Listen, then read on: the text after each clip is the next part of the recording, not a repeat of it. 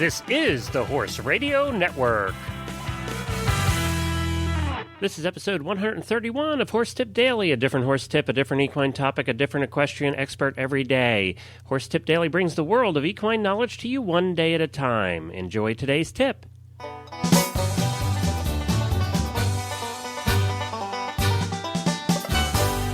This is Glenn the Geek, back with you from Lexington, Kentucky, and welcome back to Horse Tip Daily. Well, I wanted to say I'm sorry about the delay this week.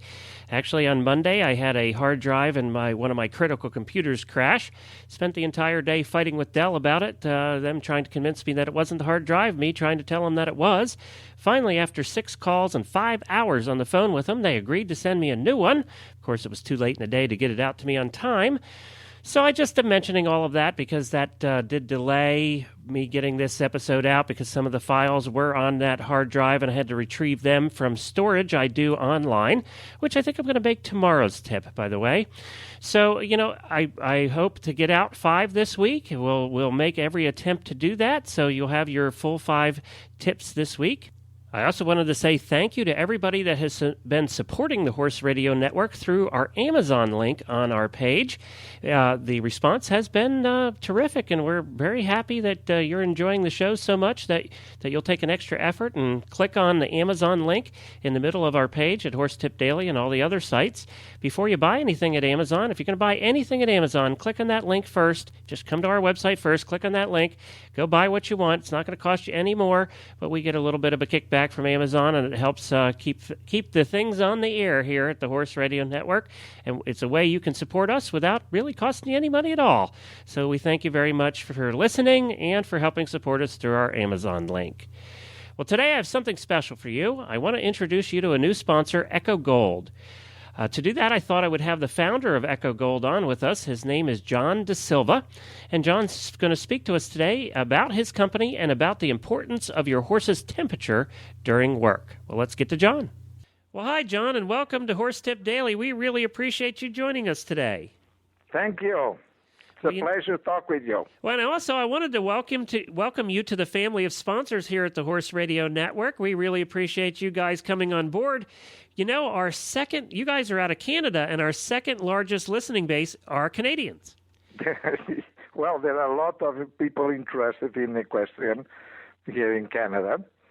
And your talk show is really nice and interesting to everybody. Yeah, and we've done a lot of shows on our Stable Scoop show and the different shows. We've done a lot of shows around Canada, and one of the funnest ones we ever did was of a couple of ladies who do what's called horseball, which I don't know if you've ever heard of horseball, but it's becoming very popular in Canada. And it's this wild sport on horses.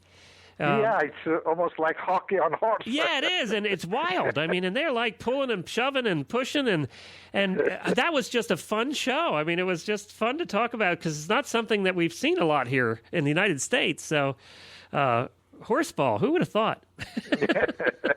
You don't play horseball, I assume. No. Okay, all right.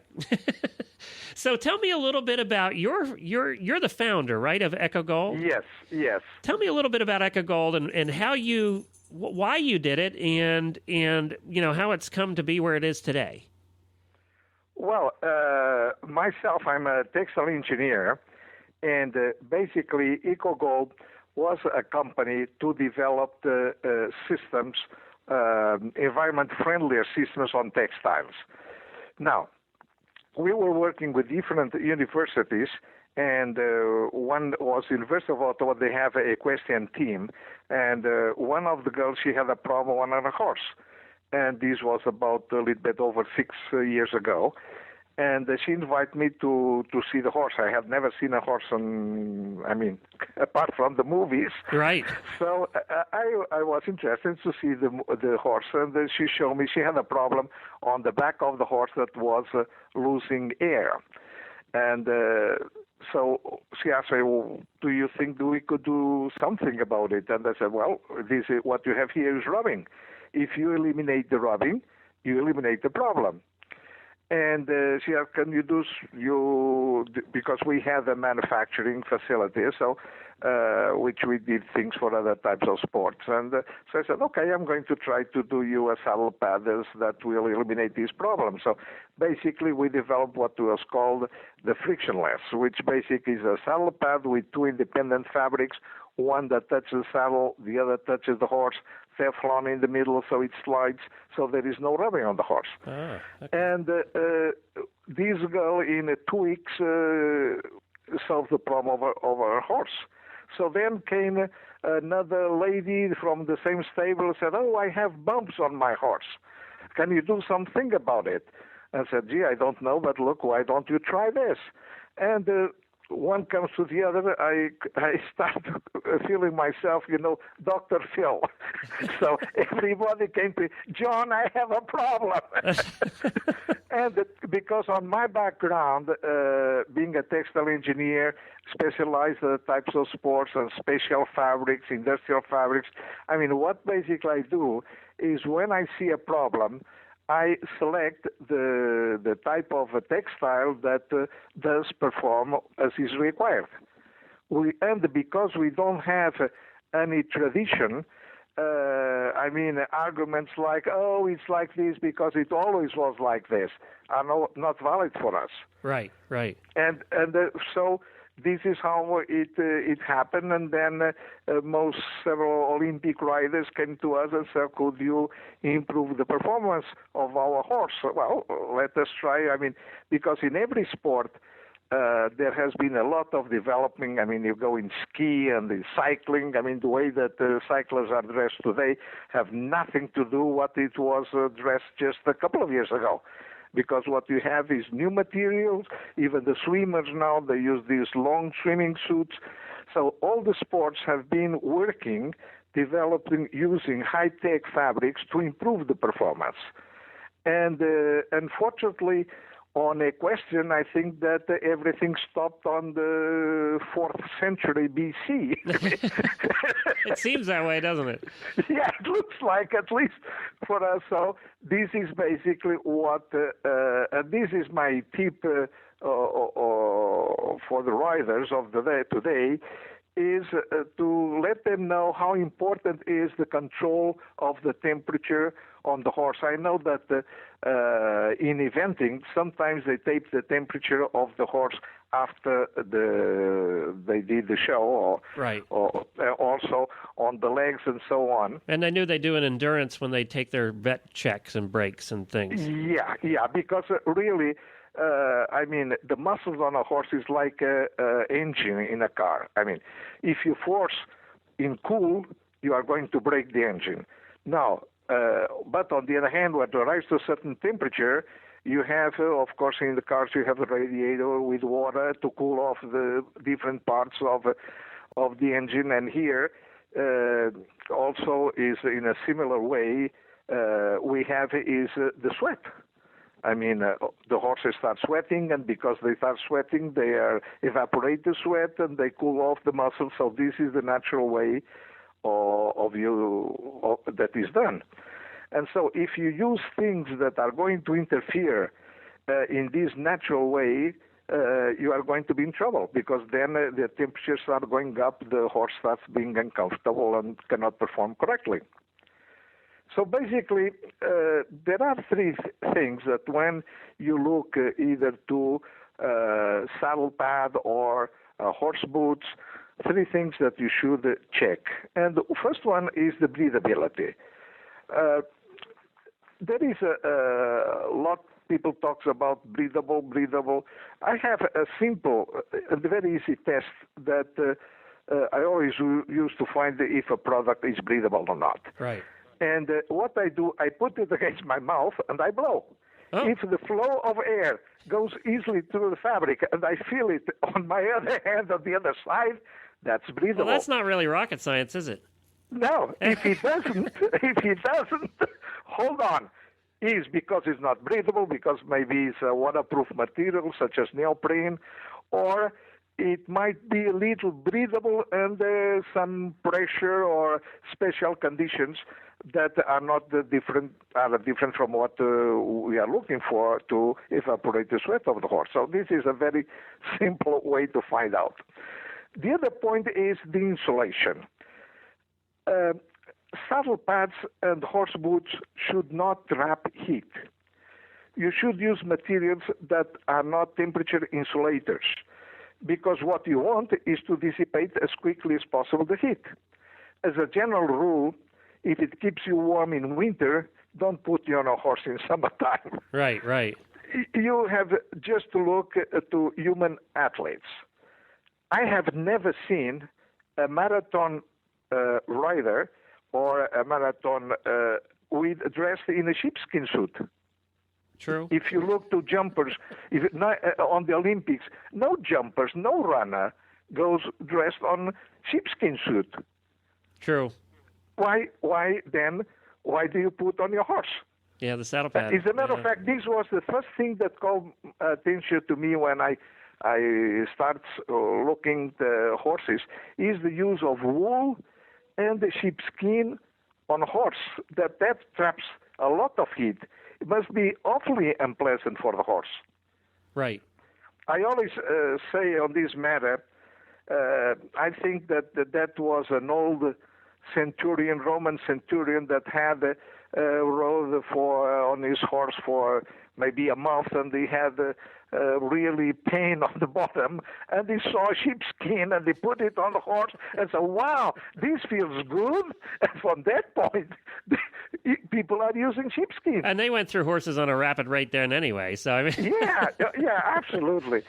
The other problem also, or thing that you should look, is the capacity for evaporation, because really what reduces the temperature, the cooling effect, is the evaporation of the sweat. So you have to consider that evaporation is directly related with the surface. The more surface you have, the faster it evaporates. I mean, if you have water in a plate or in a glass, the plate evaporates much faster. So look always to materials that are in waffle or honeycomb surface, because then you have all these valleys and hills. And so this is surface that allows to evaporate much, much better or much faster. And you're using all of these materials. You guys do saddle pads, and you do boots, and you do sheets. So you're using all of these materials that do those three things in your products. Well, yes. I mean, this is what the things, when we develop the product, normally the way we do is some rider, they tell us, look, we try to get also, some, not just one, but 2 or 3 or 4 opinions of these top riders. And they tell me what they want, what is their dream. I need a pad that performs like this, da. And so with these requirements, then basically what we do is to look up what materials we can purchase, which really will perform as the riders require. And with this way that basically we proceed. Well, and you have some big-name riders, too. I see here Karen O'Connor, and you have some big-name riders using your products. Yes. We have, in eventing, I think that all the top ones, the same thing is in Hunter. And also in dressage, which was the first pad that we developed, was a dressage pad. And so I would say mostly of the Canadian top riders, they all use our products. Well, that's great. Well, and I'm hearing much more about your products down here, too, now in the United States as well. Yes. It's, of course, first we started in Canada, and then the direct movement was because most of these Canadians, they in wintertime they go down to Florida, so people sees it, and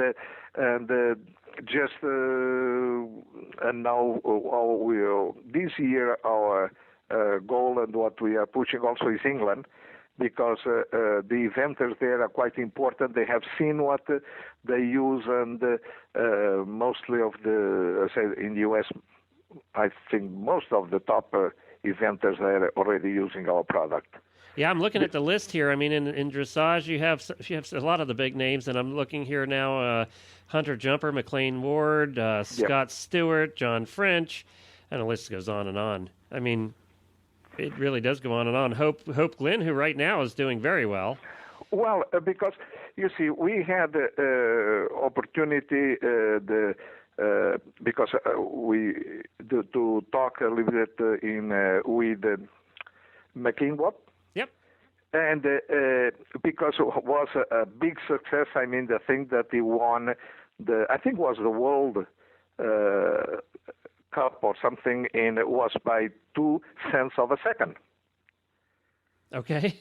Yeah, was Eric Lamas, that was, I think, was it winning but he won was just a fraction of a second.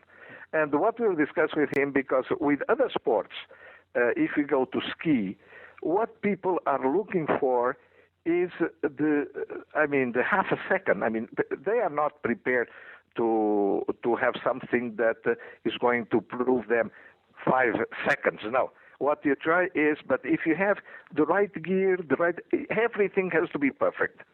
And this is what we work with these top riders, is to make everything perfect. And then is a question of luck.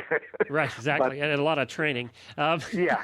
But as I said, everything is the training, is the mental, the way that they focus, is the way that the horse feels, is a lot of things. But if you can, everything that you can help, if you help it, so then your chances of success are much greater. And now you, do you sell, are these products only available on your website, or can they buy them at retail outlets everywhere? Yes, they can buy not everywhere, but because unfortunately, what happens is that all these high-tech materials are awfully expensive. Right. So our pads are not cheap. I mean, if you compare with the Chinese, so basically we have a certain clientele that either they compete, and so they want to help as much as possible their horses to perform as well as possible, but also people that just want the horses to be maximum comfort, that they care about the horses. So we have, I don't know how many, because as you know, Patricia, she's one, my daughter, she one that handles the sales. Right. But I think that we might have maybe 20 or 30 between the Canada and the States stores that carry our product. Well, that's good. And you can also buy it directly from you, and that website is ECO, that's ECOGOLD.ca. So yes, I would say mostly of our sales are done directly. Well, that's great. And they can check out all the products there. You have a bunch of different ones, from horse boots to saddle pads to half pads to blankets and accessories. They can check out all of the things made with the high-tech materials that help your horse keep that temperature to where it needs to be while you're competing or just riding, for that matter. You're just out on a long trail ride. It'll do the same thing for you there. So and as I said, also, we do things custom. So if somebody has a specific problem, they can consult with us, and we can eventually solve it. Well, that's great. Well, John, we appreciate you being on, and that's, we'll say one more time, that's EcoGold, that's ECOGOLD, and that's .ca, because you're out of Canada. And thank you for this opportunity. All right. Thank you, John. Bye-bye. Well, thank you to John and to EcoGold for becoming our newest sponsor here at the Horse Radio Network. We certainly appreciate all our sponsors. It's with the help of them and people like you clicking on our Amazon link that we can keep the Horse Radio Network going and growing like it is. We have some very big announcements about new affiliate websites that are going to be carrying the shows coming up here in the next couple of weeks, and I mean very big announcements, so we're very excited about that as well. Don't forget you can email me at glenn@2ends@horseradionetwork.com, and you can see all the great shows on the network at horseradionetwork.com. Well, I'll be back again tomorrow, hopefully on time, with another new expert and a different horse tip, and hopefully I'll have received my new hard drive by then and be back in full operation and not working with a bit of a handicap here.